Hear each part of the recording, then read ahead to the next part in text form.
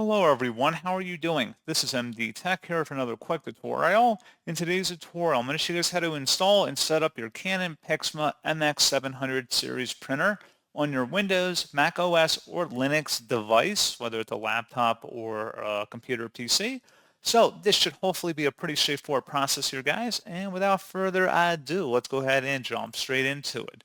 So all you have to do is open up a web browser, and into Google search, you want to look for Canon PIXMA MX700 support.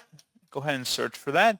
Best result should be a Canon web domain here. It says Canon support for PIXMA MX700.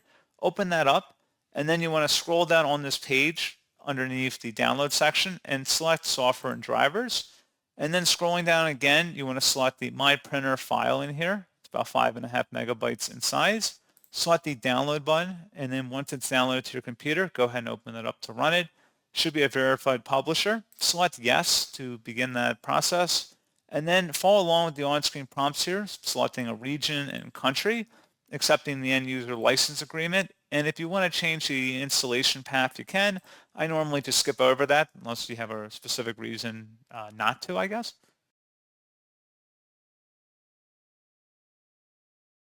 And then we can create a desktop shortcut if you want, which I'm going to select that option because we're going to briefly go over some options in here. So there are printer settings you can modify. However, if you're having a connectivity problem with your printer not being connected to your laptop or computer even now, you can select the Diagnose and Repair Printer button up at the top, and then you can walk through the on-screen directions that is presented on my screen right here and just follow along with the guide.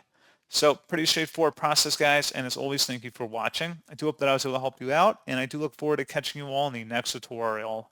Goodbye.